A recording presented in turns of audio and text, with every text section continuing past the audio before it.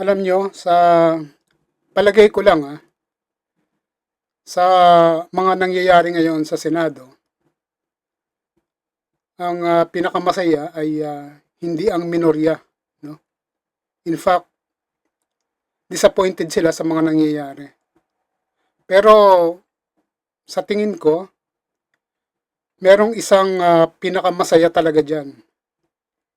At yan ay walang iba kundi si Senator Forthwith. Kasi, di ba, ang akala ng marami, yung Senate leadership niya nung nakaraang taon, yun na yung pinaka-worst sa kasaysayan ng Senado. Dahil di ba, no?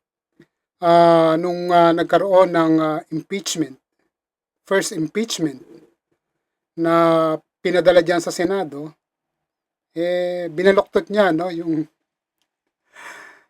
salitang forthwith na kahit na ordinaryong Pilipino na marunong magbasa ng dictionary, makikita ka agad at malalaman ka agad kung anong kahulugan nito at sinasabi nga agad-agad, no. So, iniba niya yung definition, no. Parang binaliwala niya yung direktang kahulugan ng forthwith mula sa mga eksperto, mga sumulat, no, ng mga diksyonaryo. Iniba niya, no, yung kahulugan. Well, siya lang naman, no. So, sa tingin ko, no, at sa palagay ko, siya na yung pinakamasaya ngayon.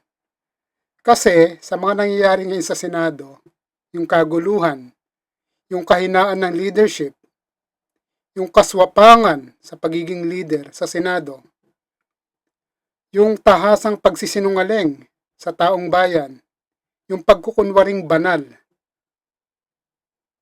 nagdadasal umano, o di umano, no? Sa harapan ng madla.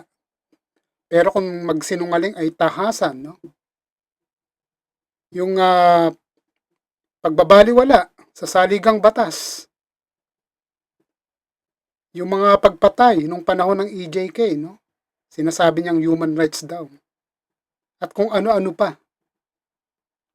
Makakapit lang sa pwesto. Yung barilan na peke diyan sa Senado. Yung pagpapatakas, no? Sa isang kriminal na may warrant of arrest.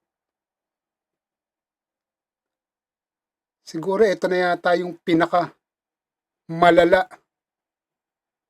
na leadership diyan sa Senado sa kasaysayan ng Senado sa Pilipinas. So kaya kay Senator Chis Escudero, hindi na ikaw yung pinakamalalang naging Senate President. Nabura na yan ngayon ni Alan Peter Cayetano.